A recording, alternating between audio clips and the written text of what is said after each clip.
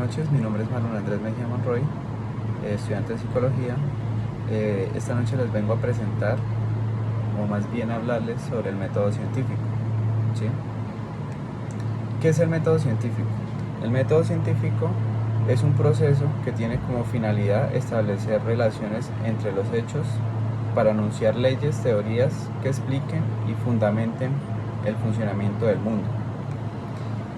¿En qué consiste el método científico? Es un sistema riguroso que cuenta con una serie de pasos y cuyo fin es generar el conocimiento a través de la comprobación empírica de fenómenos y hechos. El método científico se utiliza para observar o la observación para proponer una hipótesis que luego se intenta probar a través de la experimentación. Muchos de los descubrimientos que hoy conocemos en el mundo partieron de una hipótesis que fue comprobada a través de este método. Es utilizado en mayor parte por la ciencia, como la química, la física y la psicología, y puede ser aplicado para explicar fenómenos de la vida cotidiana. Tiene como características la falsabilidad y la reproducibilidad, ¿sí? La falsabilidad es una cualidad que poseen las proporciones, leyes o teorías. En este caso, en el método científico, considera como verdaderas y o pueden ser falsas. Esto fue propuesto por Karl Popper, que le permitió diferenciar el conocimiento científico del que no lo es, ¿sí? La reproducibilidad es la capacidad que posee determinado conocimiento científico de ser replicado por otras personas y que se puedan realizar en otro momento, bajo las mismas condiciones, así obteniendo un mismo resultado. Pasos del método científico. Uno sería la observación. La observación es importante, ya que este sería el primer paso. Se observan y se registran los fenómenos de la realidad, pero también tenemos que tener presente que los hechos sean objetivos y dejar a un lado las opiniones subjetivas o personales, ¿sí? El otro paso sería la hipótesis. Se realiza una pregunta, es la posible explicación de la pregunta formulada. Esta hipótesis debe poder ser comprobada y experimentada. Buenas noches, mi nombre es Mayra Arias. El tema que yo escogí para explicar aquí fue el razonamiento abstracto. ¿Y qué es el razonamiento abstracto? Se trata de un conjunto de operaciones cognitivas en las reorganizaciones de conceptos abstractos llevadas a cabo con una finalidad de producir información nueva en forma de conclusión. El razonamiento abstracto se utiliza mucho en las pruebas psicotécnicas que se presentan de forma obligatoria en las empresas para contratar a nuevos personajes. Los ejercicios que fortalecen el razonamiento abstracto son los que se deben completar en una serie, ya sea de números, de gráficos, letras, entre otros, por lo cual para llevar una adecuada razonamiento abstracto es necesario tener una buena facultad neurológica, ya que el principal que trabaja aquí es el cerebro. La principal parte del cerebro vinculada al razonamiento abstracto son los lóbulos frontales de los dos hemisferios cerebrales, tanto el derecho como el izquierdo, y por un lado, y la corteza asociativa por la otra. O sea, es necesario tener una buena facultad neurológica. Aquí tengo dos ejemplos del razonamiento abstracto. En esta casilla se ven, hay 9 casillitas en un cuadro. En la primera casilla horizontal como la vertical hay una recta vertical, en cuyo extremo superior hay un círculo negro.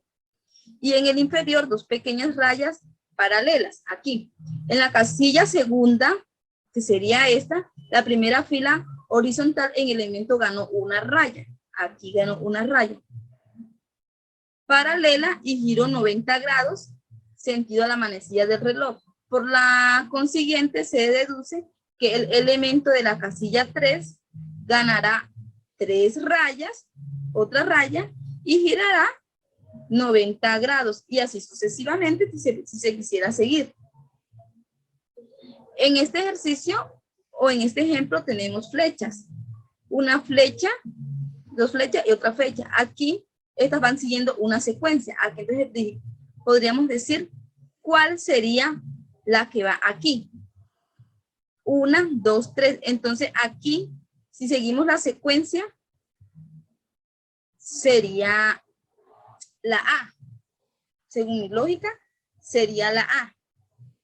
Si siguiéramos nuevamente, podríamos llegar a esta y así sucesivamente hasta llegar nuevamente a hacer un recuadro si lo sugiriera así como tal el ejercicio.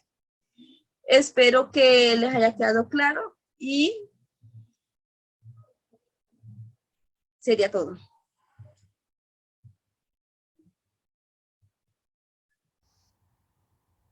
Hola, buenas noches. Mi nombre es Tatiana Castañeda, soy estudiante de psicología. El día de hoy les voy a hablar sobre el tema de validez de un argumento como prueba formal de validez en el método semántico y método sintáctico.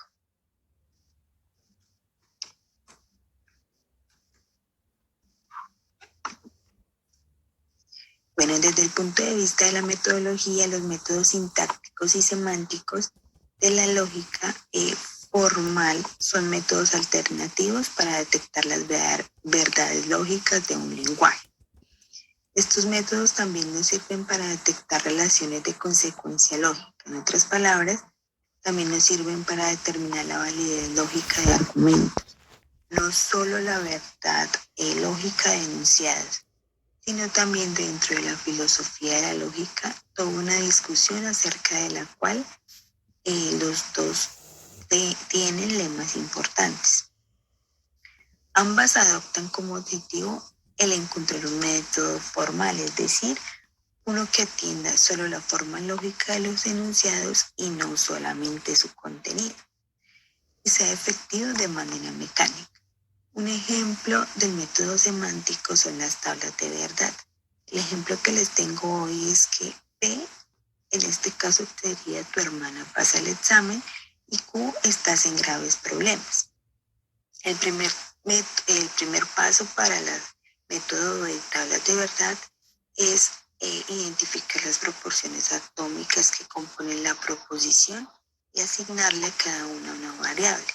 En este caso, la preposición P tiene variable tu hermana pasa el examen y la proposición Q tiene como variable estarás en graves problemas. De esta manera, la proposición P y Q estaríamos en la tabla de verdad como verdadero, verdadero, da verdadero. Verdadero, falso, da verdadero. Falso, verdadero, verdadero, y falso da falso. Es lo que nos dice el primer renglón de la tabla. Nos dice que si P y Q son ambos verdaderos, también sería como P da Q verdadero. En otras palabras, si tu hermana pasa el examen, estarás en graves problemas. Para que sea verdadero, tendría que decir, si tu hermana no pasa el examen, estarás en graves problemas. Para que esto sea verdadero, es decir, una condición suficiente para que la proposición bajo análisis sea verdadera, es que tu hermana pase el examen y tú estés en problemas en el futuro. Un ejemplo del método sintáctico como un sistema de deducción natural de un argumento será válido cuando una deducción de la conclusión a partir de las premisas, utilizando solo reglas de inferencia permitidas en una serie de pasos ordenados, los cuales son así. El primer paso de la inferencia establece que para llegar a una conclusión se debe tener cierto orden. A, B y C. Ese sería el orden correcto. Y si este orden se encuentra alterado, se puede llegar a una conclusión equivocada. El segundo paso sería, es la mente la que establece la evaluación lógica de los conceptos que permite llegar a una conclusión. El tercer paso sería, dependiendo del orden o colocación, estas ideas pueden provocar pensamientos que, aunque no pueden ser ligadas, pueden llevar a cabo una conclusión diferente a lo que se esperaba. Esto sería todo el tema, un poco explícito de lo que tenía. Espero haya quedado un poco claro. Muchas gracias por su atención. Feliz noche.